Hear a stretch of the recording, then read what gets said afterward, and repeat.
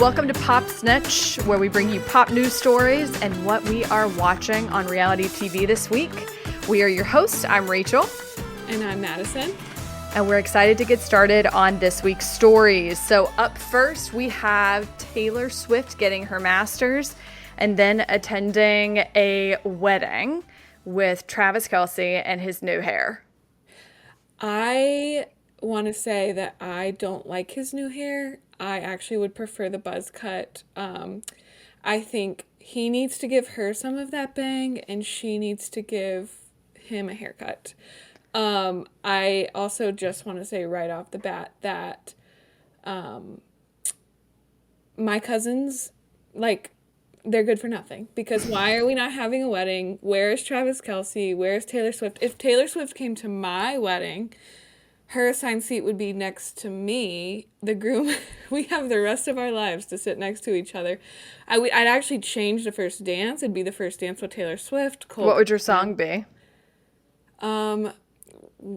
Who's Afraid of Little Old Me? That would be her first dance song at Beautiful. my wedding that Taylor Swift was attending. Okay. I mean, I'm glad she got the Masters back. I'll be 100%, I've loved Taylor Swift for forever. Never stopped listening to anything I didn't want to listen to. Well, yeah. Yeah. I think it's funny. We all looked like such idiots for everyone guessing when Reputation was coming constantly. And she was like, LOL, I recorded a third of it because she knew she was going to be able to get these back. No, but I feel like we just consumed the craziness of what other people were putting out there. The people who were putting out stuff about Reputation, Taylor's version, every fucking day, looking into dates and numbers, adding things up, doing trigonometry about it, you guys seek help. We entered the asylum with them, and it was scary. So people talking about clocks. So many 13s. I was like, you know what? I can't get that in the weeds. Taylor's Easter eggs are never going to require calculus. It's never. It's going to hit you right up in the head when it happens. Yeah, it was bizarre. The whole constant conjuring of when she was going to do it. But I'm glad that she got what she needed to. I still think it's hilarious that Kelly Clarkson spurred all of this. She was like, what if you just re-recorded? And then it literally made Taylor a billionaire to re-record and go on tour is wild. And she needs to send Miss Clarkson some flowers. Yeah, there are two thoughts I love about her getting her master's back. The first being that she literally could not put so much respect on Joe Alwyn's name to even re-record that Love album about him. Therefore, I truly think in trying to re-record, and I saw this theory a million other places, that's where Tortured Poets came from, was trying to re-record all of the, from Call It What You Want to How Did It End, just some of the mirrors between Reputation and Tortured Poets. First thought. Second thought is that she used the Eras Tour, the money from the Eras Tour to buy back her master. So you're welcome. Right. I contributed just like freaking Annie Moon Lottery at church. Wow, deep cut. I gave to Taylor Swift and her masters. You're welcome. You're welcome. I am dying to know if anyone else knows what the Annie Moon Lottery is. No, there's no chance I know what the Annie Moon Lottery is, but just imagine. That's okay. They play a sad, sick video, and they're like, go ahead and pull something your wallet that lives out. in your nightmares. Yeah. Go ahead and pull your wallet out. Yep. We're getting it's not Annie Moon, it's Lottie Moon. Lottie Moon. We contributed to those masters the Lottie Moon offering at Christmas time at our local Baptist church. Was it at Christmas? I just remember sad pictures. The Lottie Moon Christmas offering, IMB's generosity, to support all the people who are going out and becoming white saviors. I mean, and look at Lottie Moon, my God. I'm afraid. That looks like... I can't begin to describe. Just about. Is that real? That looks like an AI video that someone made. They clearly took the photo of her and AI'd it. Oh wow, that's still rough. Yeah. She's got the face. It's not feminine. I don't know what it is. She was an American Southern Baptist missionary to China. Sounds right. Oh, she's 4'3". My God. Oh wow. Cause of death, dementia. Anyway. That feels right. Anyway. And Armstrong is Easter, so I just combined the two. Yes. I just combined. Annie Moon. All Anyway, right, well, she took a collection. She took a collection for the master. She wasn't telling nobody, and she put said, your dollar in the bin. Just like the Salvation Army, put your dollar in when you walk in. We'll worry about where it goes. That's what Taylor Swift said. We're going to go ahead and cap out our executive at about $800,000 a year, and then we'll trickle down for the impact. Yeah, some trickle-down economics with charities always work well. Yeah, it's perfect. All right, so you contributed to the Taylor Swift Fund, wherein she could buy back her masters, and we're happy for her. She doesn't have to keep re-recording. She can make new music or go into the sunset with Mr. Kelsey. Here's what I'll say about his hair. I'm significantly older than you are, and it reminds me of the late 90s when all of the guys had the butt cuts, and it was like Devin Sawa, all of them, and they were so popular, and the guy that I liked started trying to do his hair like that, and I was disgusted. I remember going up to him at church, like at Sunday school, and saying, like, that looks so ugly. I am embarrassed. Like, I can't sit by you. And that is how I felt looking at Travis Kelce. I'm not that mad at it, because, I mean, you know, to be in your late 30s and have enough hair to pull off the butt cut. I did see a picture of him coming out of practice, and he does have the hair on his back. I was about to say, that is where the haircut needs to transpire. If she's going to cut his hair anywhere, shave that man's back. Yeah. It was an atrocity. I felt... I did not like what I saw, and I saw it against my will. So I was disgusted. That really did gross me out. I texted my friend about his hair because I said it reminds me of a man I was friends with in college. His hair that he thought, like, he would just always run his hands through it. It was real greasy. It was like Papa John's in the hair. Like, it just reminds me of that. And I just feel like, as I said, her bangs are just too short right now. I don't know what we're doing. It's because they, like, curled up, I think. She's had bangs for ages. I don't know how they got... You can't do a micro bang when you've got a curl. Yeah. I mean... That's crazy. We've got to get rid of the bangs. But I'll say this, and this is a hot topic and kind of transitioning topics. I think since Taylor Swift has been freed from the chains of Blake Lively, her fashion choices have gotten so much better. I'll say, I think Blake Lively was sabotaging Taylor Swift and dressing her. How? I'll say it. Why do you think she's dressing her? I mean, I know that Blake Lively famously dresses herself, and the constant joke is, like, of course she does because she looks awful. Yeah. But, like, what, Taylor? Why would you let that happen?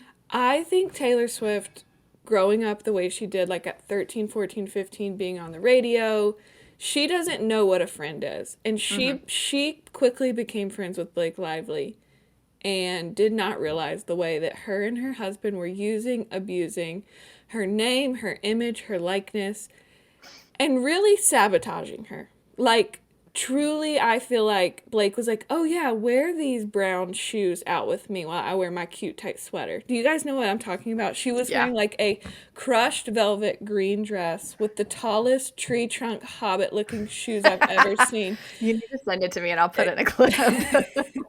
Like, thank you, Blake Lively, for having such a large ego that you could just not let some bad press go, and instead you freed your dragon from its chain, and it flew right away to frickin'...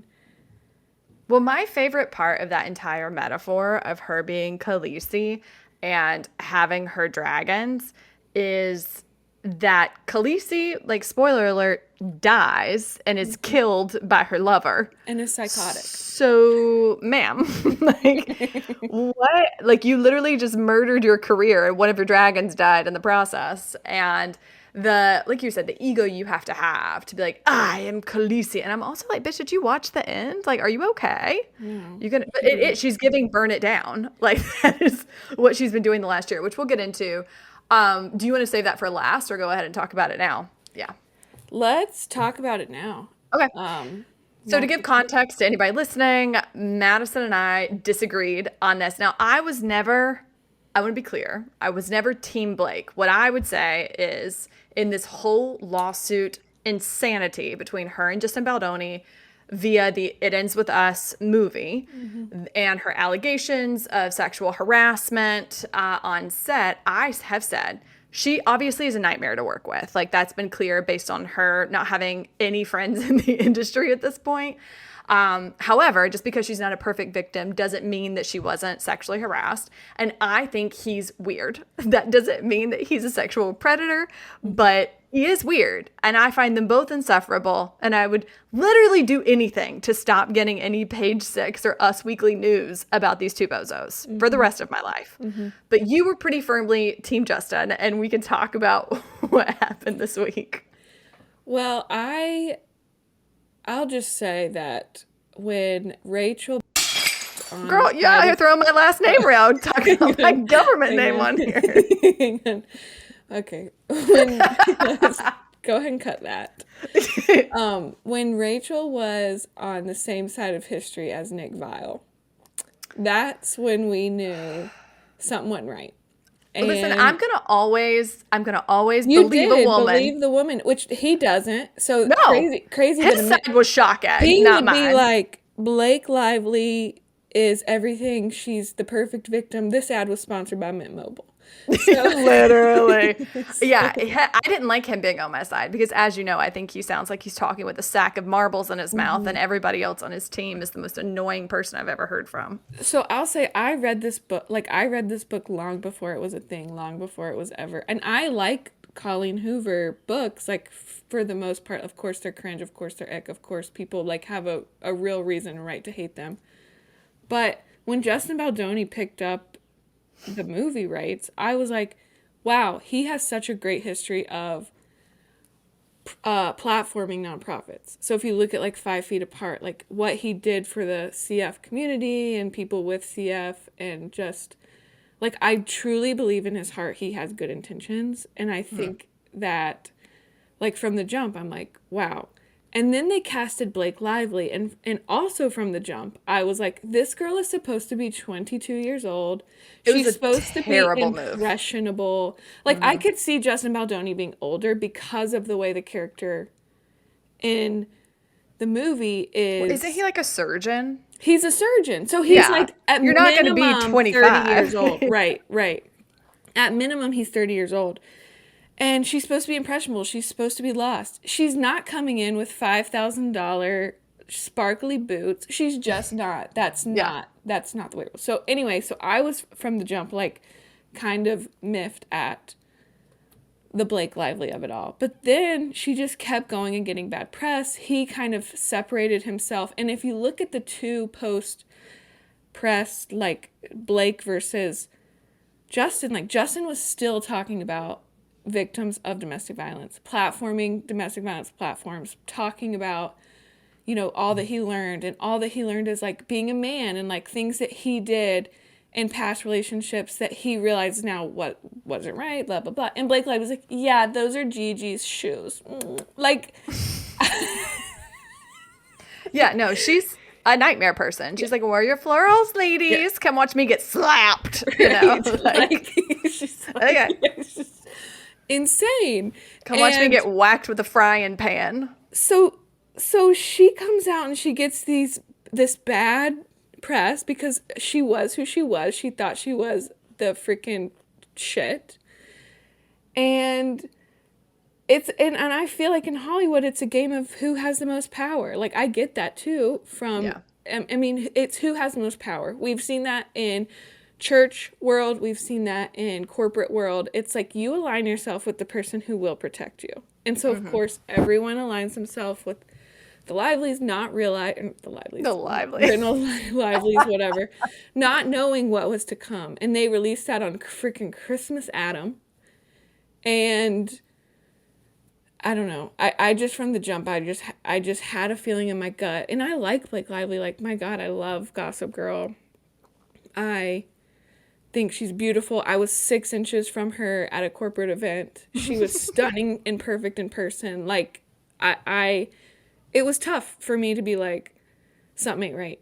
But I just knew in my gut something wasn't right. So we had many discussion about what wasn't right. Yeah, we talked about it a lot. I stand by the fact that Justin Baldoni is a weirdo. I think he did that TED Talk after he had all that success on Jane the Virgin. And it happened to be about like women and toxic masculinity and stuff like that. I think it could have been anything. And he would have been like, this is my platform now. Yeah. I'm just always leery of men who think they are the biggest warrior for women's rights. And it's like, I love like that he cares about that kind of stuff, and I respect that he has been able to learn from it. But I think he's weird. And not to bring up Nick Viall again, because I really dislike him. But I've told you this several times. The fact that he went on his podcast like pretty early on, was late, and then showed up and said, oh, I couldn't possibly podcast until I meditate, and then made them all watch him meditate, is exactly the energy that I get from him. Freak. Yeah. I think he's spiritual. I think he's woo-woo. I think he probably... Those are nice phrases. I think he probably comes across as a weirdo. And in a situation like Blake Lively, who comes in as the hottest person in the room, you know, having someone say something that is like weird is like, oh, this person is trying to chop me up into bits. You know, that doesn't mean that that's their intention. Thank you very much. I don't know.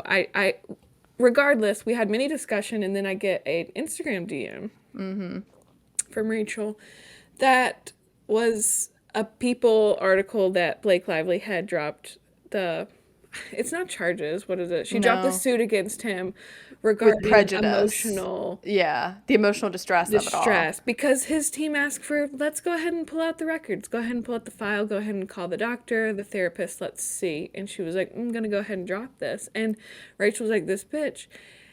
I wasn't about to just let this one slide. I picked up the phone and I said, let's discuss. And we said essentially the same thing we did now. I was just so annoyed because I'm like, I don't even like you. And I've been writing for you to be an imperfect victim who's like dealing with this. And now you're pulling back the prejudice on these charges because you can't prove it. Fine. But then just like, what are we doing here? Both of you pull back the charges. I don't want to see a trial about this. I don't care. I'm sick of it being in the headlines. I'm sick of both of them. If I never see them again on my TV, it'll be, in fact, if I die and somehow I get a page 6, some sort of DM or like something on Instagram. I don't know why they're going to have that in the afterlife, but if I did and it was about them, I would know I was in hell. I 100% think if I'm him and I'm his team, I'm going through with it because you're going to give me all your money. You're going to apologize publicly. You're going to go to the grave. I think she at this point has to drop it. I think she needs to let it go. My hot take too is that Ryan Reynolds will leave her publicly and ugly to save himself. I think he's the type of crazed narcissist who loves the spotlight, who will not go down with her. I'll be interested to see. I don't know anything about their relationship because publicly they're just like so snarky and weird and mean to each other. Yeah, the funniest thing to me is God, what's her name that lives next to him? Martha Stewart. That Martha Stewart hates Ryan Reynolds and thinks she just like posted a tweet one time that was like, yeah, he's my neighbor, not funny. Just kind of mean. Yeah, and he responded with the weirdest response to it too. I need to look it up. Oh, I didn't see his response. Oh, let's see. Ryan Reynolds response to Martha Stewart tweet. It is so weird. Oh, you finally, no. Okay, to her saying he's not funny. This is what he said. So basically, Pop Crave reported that Martha Stewart says neighbor Ryan Reynolds is very serious. He's not funny in real life. No, he's not so funny. He's very serious. He's a good actor. He can act funny, but he isn't funny. And Ryan Reynolds responded, I disagree with her, but I tried that once. The woman is unexpectedly spry. She really closed the gap after a mile or so. Okay. Yeah, that was my reaction. I'm like, you're really not beating these not funny rumors. No. I think the sad thing, too, is that Deadpool will go down with them. Like Disney will have to remove themselves from Ryan. It's just so bad for them. Yeah, I don't know. They're just so rich. It's hard to see them going down with the ship. You so rarely see billionaires go down. You think they're billionaires? Yes. I think he is. I don't like. Yeah, he absolutely is. He had that gin company or yeah. And then he had Mint Mobile I and don't then he had know. all the money from Deadpool. Yeah. They're He is just a giving millionaire. not billionaire to me for whatever reason. Well, maybe they are. And I think that builds in, unfortunately, a lot of protection. So Well, they had their biggest dragon. They've lost her. they did. You're losing me. Yeah. Okay, so moving on, I want to talk about Summer House. And they had their last reunion episode last week. We had some exits this past week and spinoff rumors. But I want to talk about the reunion, and what's kind of floating around as the take is that the girls were not nice to Lexi somehow, Oh, yeah. and that they were mean girls. And I have a lot of thoughts about this. Lexi, I went on a roller coaster with her this Same. season. Same. And I find her now, I will say I have watched Summer House for years and have watched it all the way through multiple times. I have never seen anyone do a press junket the way that she did for this show because she was so concerned about how she looked. Yeah. It was wild. But in watching it, there were a couple of things that have happened in the past in Summer House. If they ever bring in a man or a woman without another man or a woman their age at the same time, it flops every time. They always get asked not to come back. Well, that is just like generally what happens. It flops in the sense of like the public doesn't necessarily accept them, but like as far as like actually the community in the house, the men always accept the men. It's the women who never stand a chance to get in. Not the There are a lot of guys like Alex, the guy who came after Alex. A lot of them like really tried. Emerald like tried to integrate and it just didn't work. It works better. Like they brought in Paige and Hannah at the same time. What about Luke? Who did he come in with? Shoot, who did he come in with? I don't know, remember. Maybe he just came in so hot that everyone accepted him. Yeah. Well, yeah. And he's a good example of someone who came in and had like this kind of showmance and still made friends with the guys in the house. But I will bring this back to age. So the other thing is that Lexi is 5 years older, 5 years younger than the youngest other woman in the house. And that's significant when you're in your 20s and 30s. So I think they tried to bring in Bailey with her. It didn't work because of her lying to producers or whatever. So then Lexi was there by herself. Well, she acts like Jesse love bombed her, and maybe he did, but she was very much like, oh, I just fall hard. She told him at the beginning, I would rather fall hard and have a crazy relationship than to, just pretend like it's not happening and try to take it slow, X, Y, and Z. Brandon just said Luke came in because he was friends with Kyle, but I don't know if he was actually friends with him or if it's just like the same way Lexi was friends with yeah, exactly. So anyway, so she came in, the person who was going to be with her age is gone. Immediately Jesse Solomon falls head over heels. But my thing is she didn't clock how unseriously everyone else took Jesse, and they kept telling her over and over like, oh, he just does that on our captions like he's an idiot. Oh, like they literally called him an idiot to her multiple times. And they were like, oh, we don't take him seriously. They tried to talk to her. And I think the two biggest things against her, one, she can't take a joke. She cannot laugh at herself. And two, her family is fucking weird. Okay. Like I really think they put her on the show and they were like, she is going to make us like the Kardashians. And I'm like, no one is interested in y'all. Y'all are weird. You don't look like a Kardashian. Scenes with Lexi's family than there were scenes Paige Sorbo out of her Bed room. Yeah. My God. I mean, they were probably mad they didn't get confessionals. They got so much screen time. Didn't they get a confessional or no? Oh my God. If they did, I'm mad. I don't think they did. I think the sister did. I feel like I remember. The sister looks like a wicked stepsister. Like her eyebrows are up. She's got some crazy eyeshadow. Whatever makeup situation they're doing is awful, and they're all doing it. And her mom going to the box in New York City I don't even at 2 know a.m. what that actually is. It's literally like a club downtown in the city where like people get naked. People like hook up, like not even like you do it like a regular club. Like you go there because it essentially turns into allegedly like a sex club. It's like a place that if you said, "Oh, I sell Emerald" at the box, people would be like, "That checks out, sure." But for her mother, a married woman, to be there with her children, like it's so weird. It's weird. Everyone kept saying it was weird. And the other thing is, like, when Sierra came in and she kind of like looped, she immediately merged with the girls in the house. Lexi didn't even try. And I really think when she broke up with him after Toegate, which was hilarious, like, I'm sorry, if I came back to the house and these girls went up to her and said, "Hey, just so you know, Jesse, he sucked on some girl's toe. Also was flirting with Sierra all weekend." They're acting like they were mean to her. They told her so she would know. They could have just laughed at her behind her back, and they didn't. They told her. Then she says that she breaks up with him, and they're all checking in on her that one weekend that they're coming back, and they're like, "Oh, I really want to catch up with Lexi. I want to make sure she's okay, that she feels good." And then she and he just come like strolling in. Nothing happened. I feel like I have a little bit of a different take.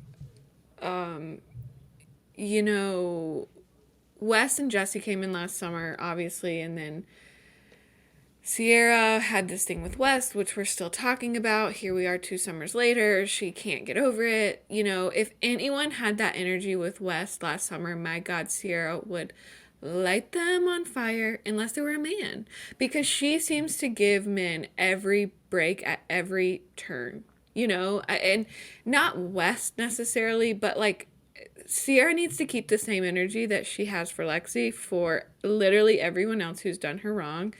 And also understand that if Lexi did that to Wes, as I literally just said last summer, Lexi would have been lit on fire in her sleep by Paige, by Amanda. And I get that there's a friendship Wait, if element. she did what? If Sierra was gone and Lexi was flirting. laying on top. Yes, the flirting. Well, first of all, Sierra wasn't laying on him. He was the one doing all of it. Yeah. To be clear. Well, but saying things like, you know, "Why didn't we date last summer? Why didn't you try?"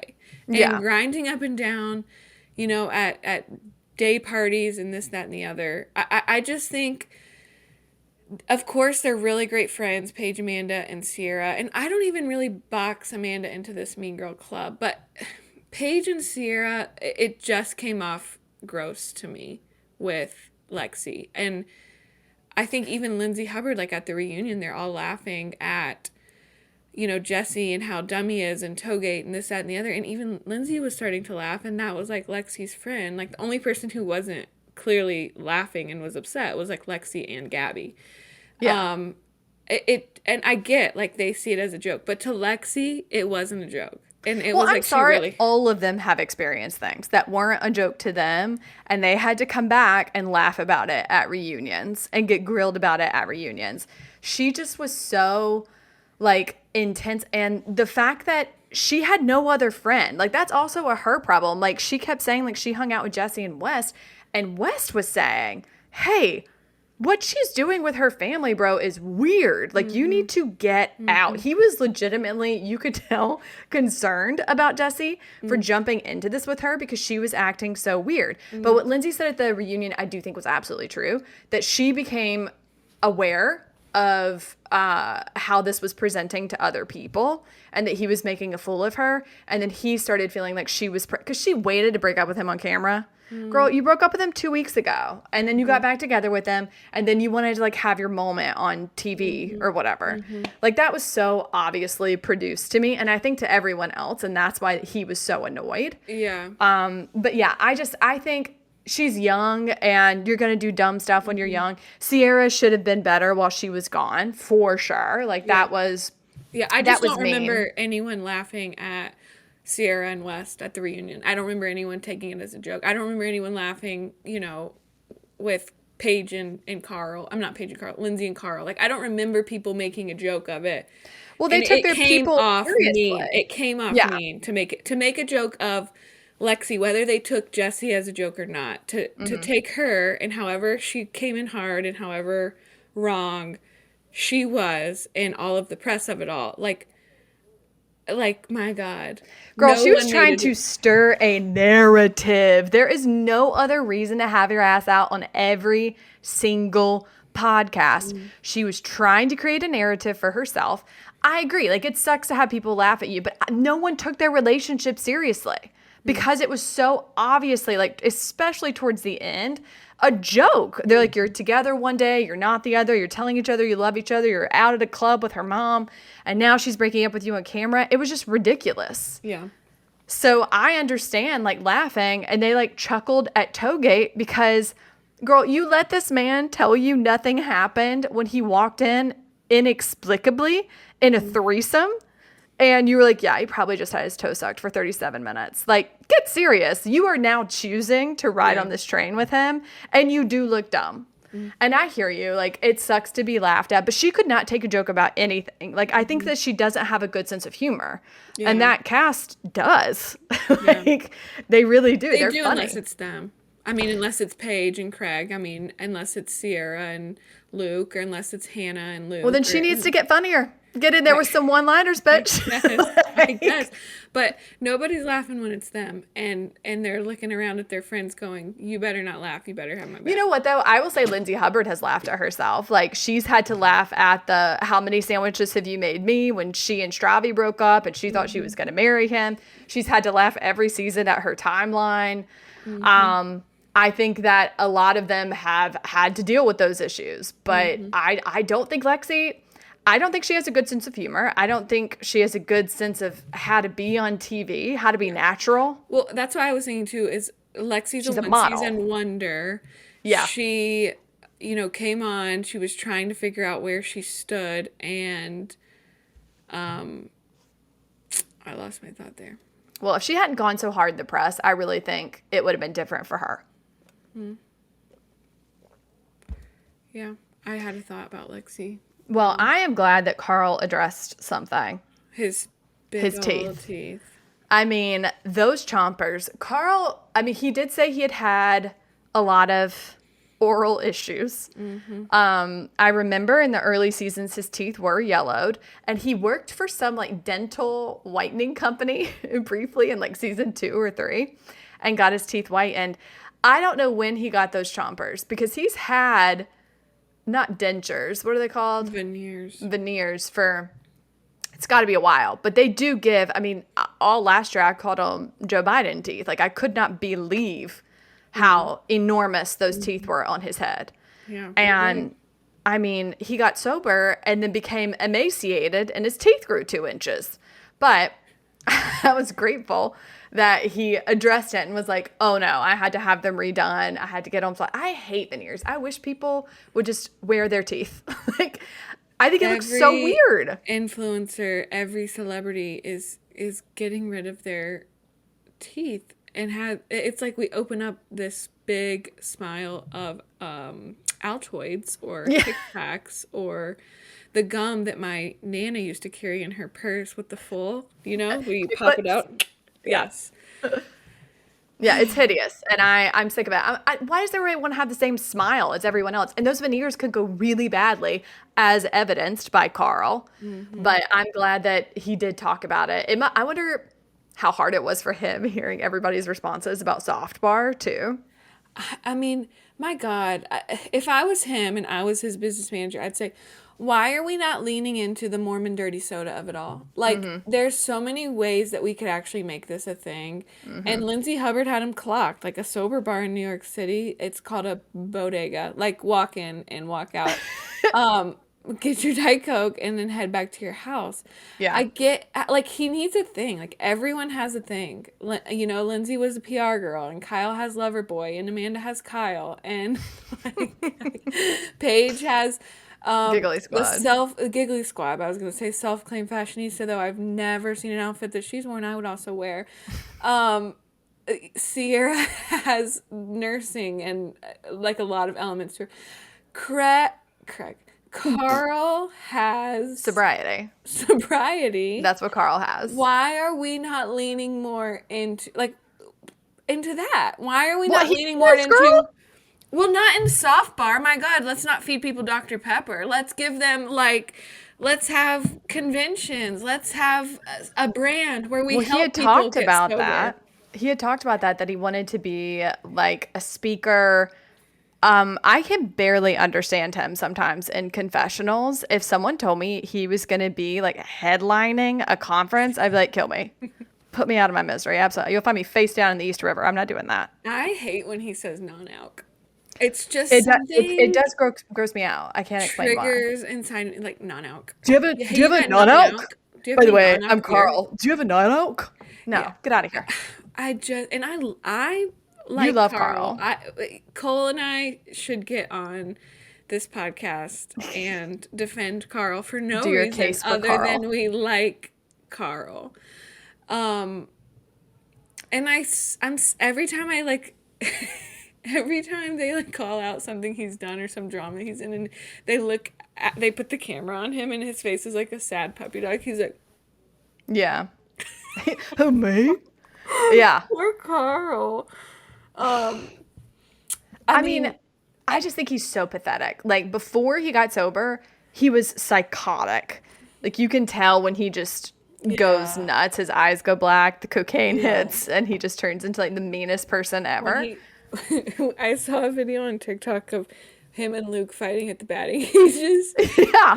and over the girl or whatever, and then You're going mountain climbing? Jordan got in between them to like stop the fighting. It was like Jordan just wanted to be touched by Jordan was like, Poor Jordan. I hope he found himself. I do. I'm sure he's still like in some mega church somewhere. Do you know what no one talks about? And it lives rent free in my brain all the time. What?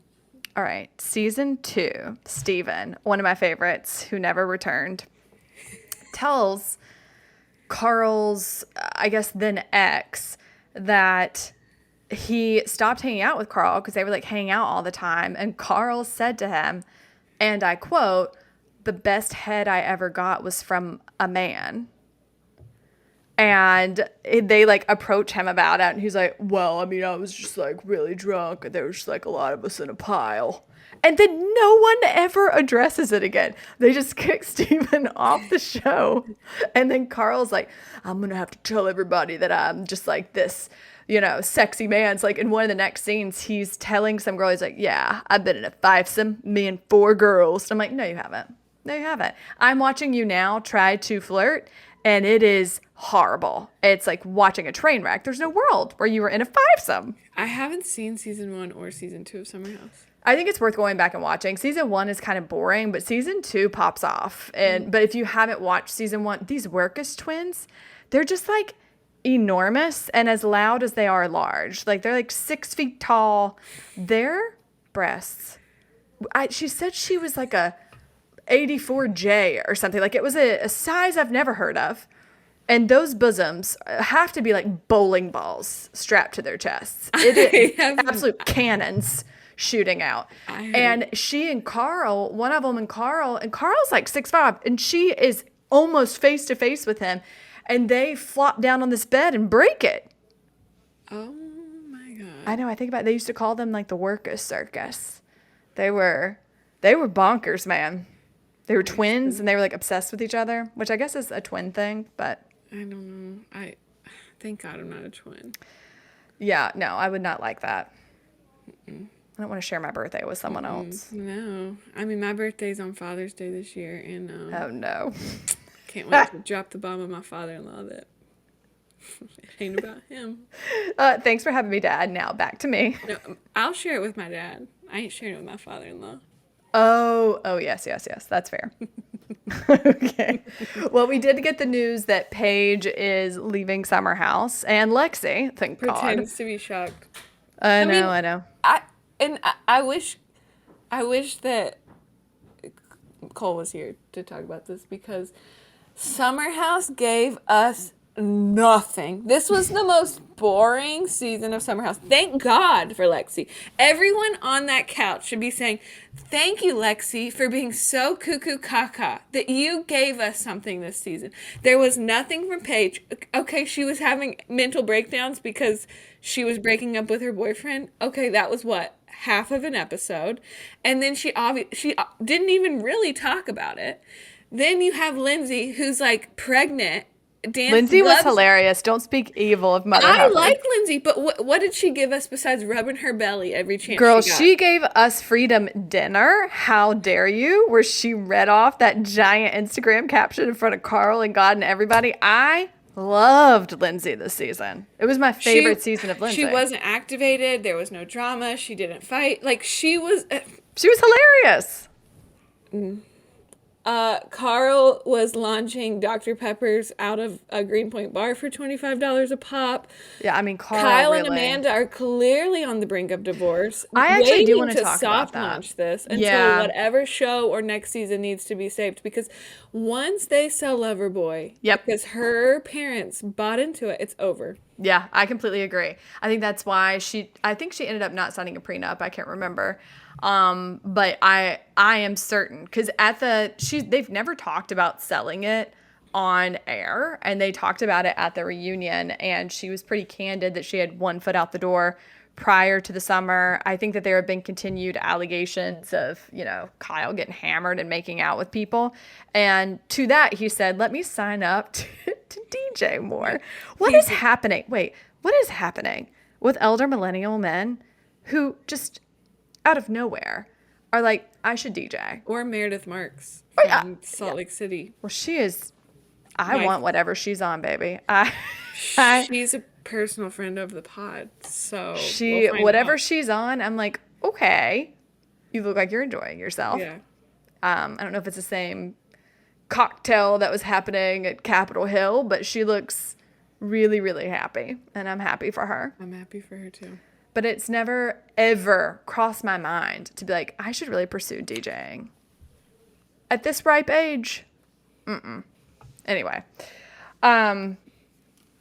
I think, it was funny too that someone started that rumor about Carl leaving and he had to be like, no guys, I'll be there. Yeah, someone also started Kyle Cook. Like, it's just like every time I get on Twitter, it's like Kyle Cook, fake headline, is leaving. It's because nothing happened this season. Everything's happening post. Well, I think this will be their last season in its current iteration, if they even give them that. I don't think they'll give them that. Yeah, my guess is Gabby didn't do very much, so she's probably going to be out. Obviously, Paige is out. And then Kyle and Amanda, if they bring in new people, are going to be so much older than everyone. Kyle already was so much older than everyone. And now those people are in their early 30s. So I'll be interested to see. I know that he's been pushing in the press having a final season, like rounding it out with 10 seasons. So I'll be curious to see if they give him that, and if so, what it looks like. It's a divorce. Yeah, if he gives them a divorce. He thinks holding Lindsay's baby and like smiling at it is like, see, I'm perfect to be a dad. I'm cut out for it. I mean, yeah, he's delusional. He's like, I'm gonna work all day, then I'm gonna get hammered. Oh yeah. Tom Schwartz is diabolical. But it's the same issue. Like, I'm just going to get hammered. I'm going to say really mean things to you. But then I'm going to be like a good time Sally that everybody else likes and sides with. And when you get mad at me for having been mean to you, I'm going to say, why are you mad? What are you doing? You're not being fun. Like, that is insane behavior, especially for a man in his 40s who's like, why won't Amanda have kids with me? Babe, she's having to put you to bed. You're getting in your bed with your shoes on. Yeah. You're eating food He's like, in the middle of the night, wandering around like an insane person. I've been so good. I got in at 2:00. I know. I mean, I couldn't tell you the last time I was out till 2:00, and I'm 15 years younger than this man.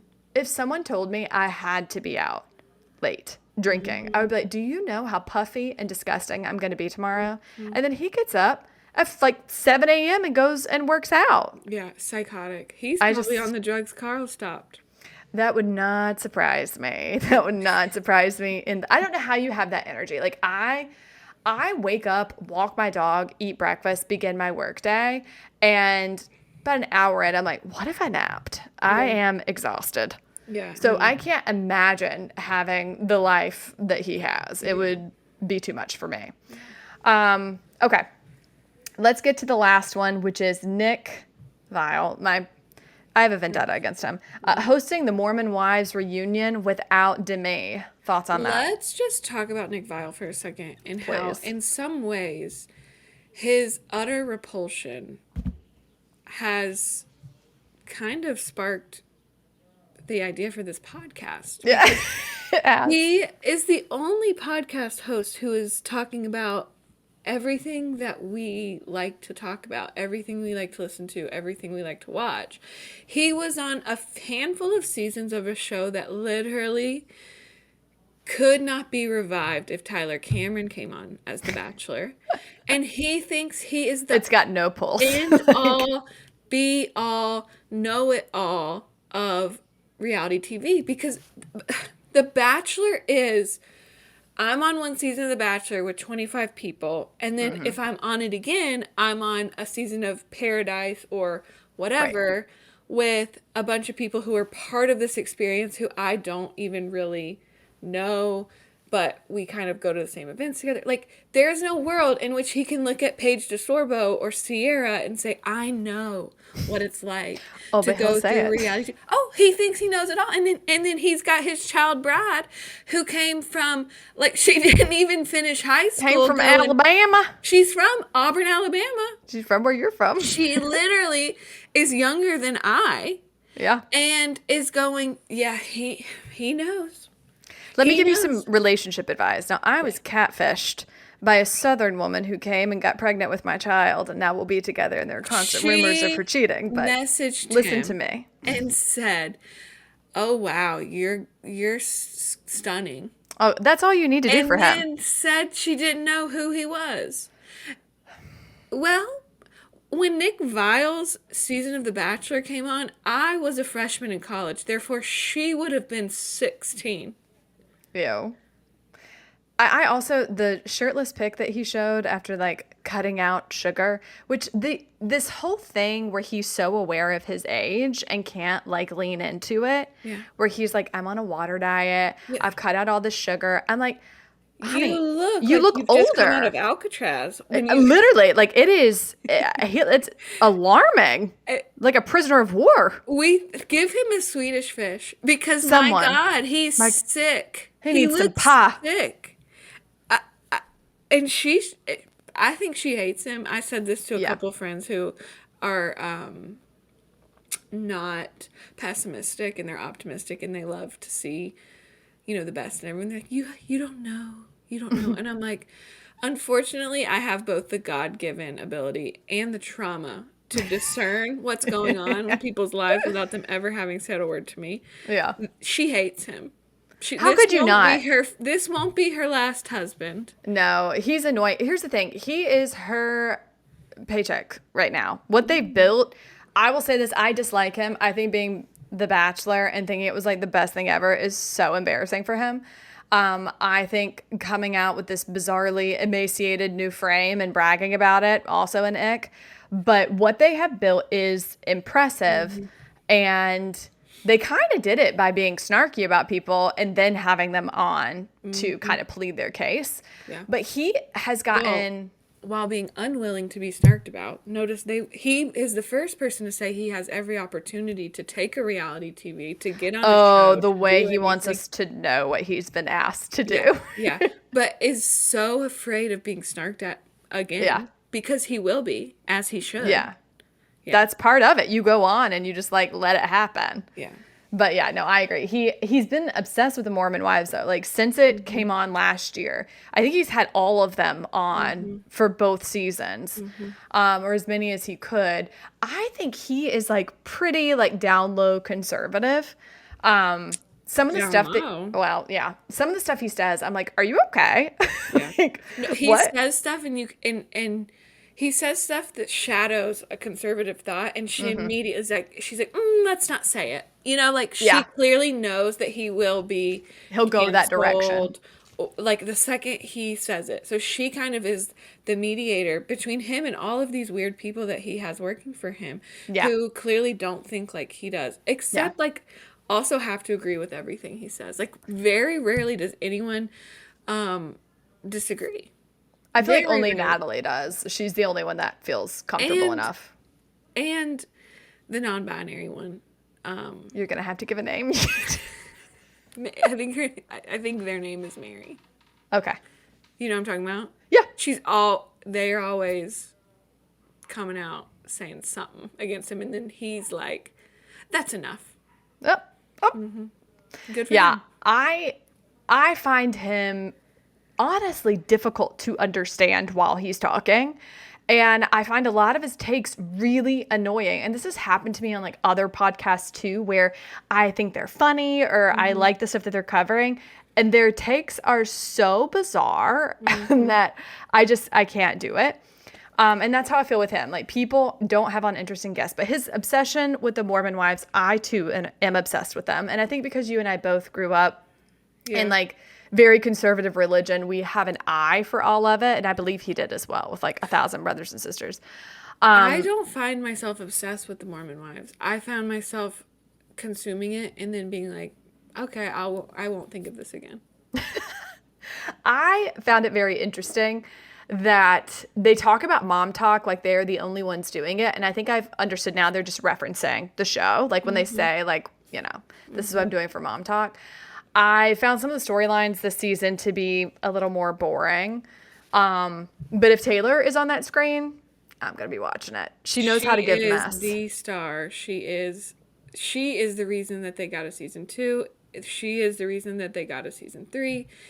Everyone needs to, and honestly, my hot take is that Whitney and Demi going against her is so that they can have a storyline to be talked about, because notice all of the soldiers who just fall in line behind Taylor Frankie Paul. Nobody's bringing up Layla and her bad hair. The internet is. Sadly. I like that she's leaning into it, though. I will say she's reposted a bunch of stuff, and she walked at Fashion Week. So honestly, and she got herself some new boobs. Good for you, girl. It's horrible marketing for Jessie and her business. Oh, Jessie. The whole thing with Jessie and Demi and Marciano feels so contrived and annoying. Demi, I do think, is hungry for that money and that fame. I mean, they all are. You wouldn't be on the show. But in a way where she's trying to self-produce, and people don't like that. No wonder Nick likes her so much. She's also married to a 40-something. Honestly, yeah. A man who had been married 3 times. She's his third wife. Yeah. And isn't he like out of work? Like I can't remember what Jesse's husband said to him about giving them money because he couldn't work or something.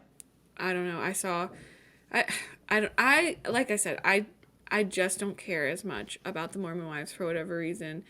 But I do love like Mormon Salt Lake City culture. Like I love a Salt Lake City housewife. I love other things that have to do with Mormon and religious trauma. But I think it's because the Mormon wives are still in it, and they pretend like they're not, or they pretend like this or pretend like that. Like that's where maybe I'm just like. Well, the craziest thing to me is that they'll be at a party like clearly on like Molly or cocaine or Adderall or something. Their eyes are all bugged out and they're screaming at each other and like, you know, twitching around, but they can't have a sip of alcohol. Like they are literally out there drinking Coca-Cola doing that. We watch them do ketamine, but my God, if they were to have a margarita. Girl, let's just talk about that ketamine therapy too. They keep saying like, oh, I'm getting ketamine therapy. Ma'am, we are missing a key component of this, and that is the therapist. You are sitting in someone's like basement on these ratty ass couches like with just ketamine pumping into you. A fake leather Wayfair chair. Yeah, I'm like, what is the therapy? Do you just have to get high to actually be able to talk to each other? Like, well, I know a few couples who I'd wish would at least start with ketamine therapy. Maybe just start with therapy. Yeah. Let's just start with getting high and being in the same room.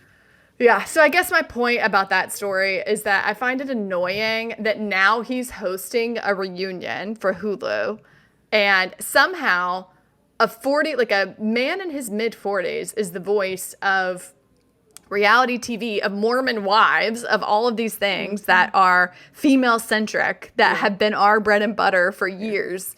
And he's just taken up residence there, and I don't like it. I don't like him. Sitting there 130 pounds wet. My God, yeah. I mean, that's why he did this. He was like, I'm about to be on Hulu. I got to lose every ounce of muscle I have, look skinny. I don't know. I don't get it.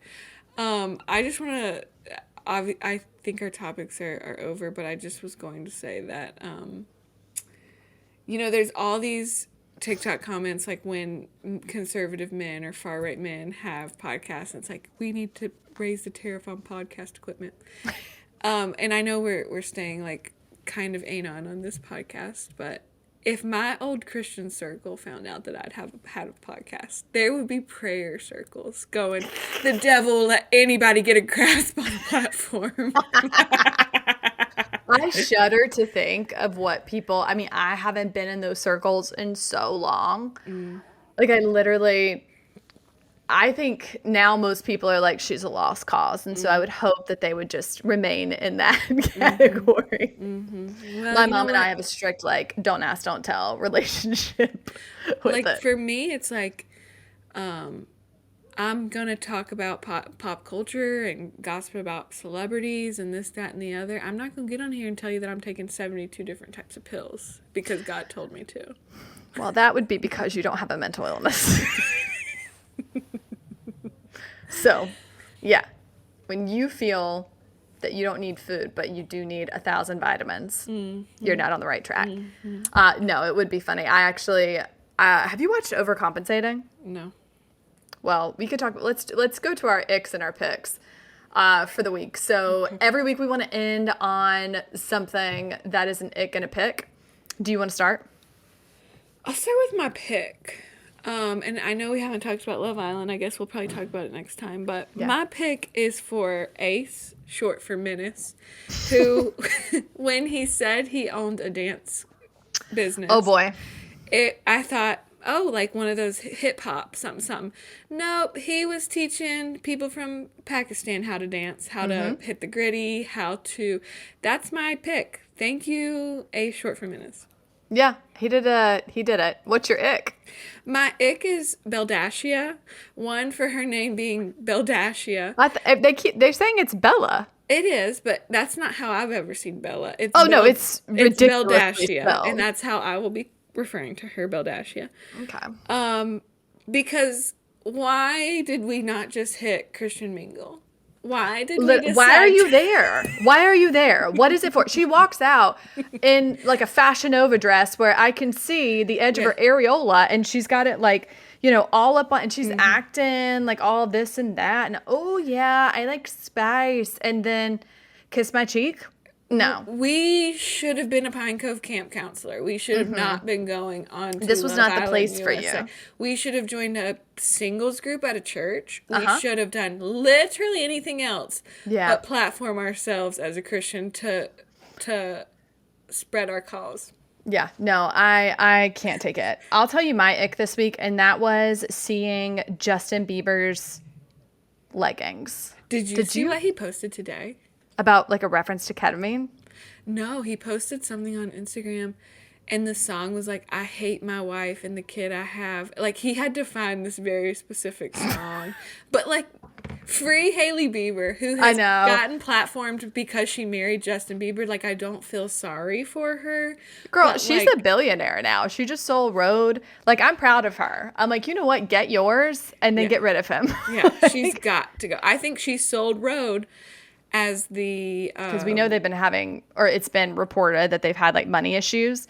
I don't know what they need, but someone needs to buy that man some pants, because I can't see men with really, really skinny legs wearing a tight no, and they were like bright blue, and he kept showing them. It made his legs look like Gumby. No, I did not like it. My pick is overcompensating. I am absolutely obsessed with it. What platform is it on? It's on Prime, I believe. Wow.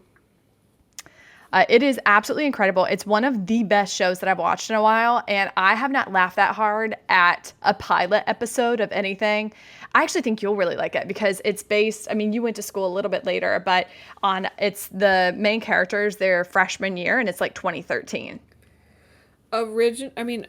Initial thought looking at the Google of it all is Sex Lives of College Girls? Yes or no? Way better. Good to know. Way better. It's so much funnier. It's about this guy who's from Idaho, and he hasn't come out to his family or really even to himself, and he overcompensates by being a really good athlete and all this stuff, and he's like trying to kind of find himself in this new atmosphere. And so he decides that on his first day of college, he's going to sleep with a girl. And it is hysterical and sweet. I absolutely loved it. I've recommended it to a bunch of my friends. And I was like, listen, I watched the whole thing in a weekend. So prepare yourself. And all of them have been like, I got through it in a week. Like, I could not put it down. It was so, so good. Okay. I'll watch it. Benny Drama is my pick. He is adorable and hilarious. And the writing is genuinely like some of the wittiest, most perfect peak millennial writing that I have seen in so long. It's like the Mindy Kaling vibe that was for more of like my group of peers coming through. I feel like this vibe's more with you. He's a little older than you. But when did you go to college? What year? I graduated from college in 2019. Yeah. 2015 to 2019. Okay, so you're like close to that. Well, I'm a age range. zillennial. I'm a zillennial. I don't associate with both. I identify with both.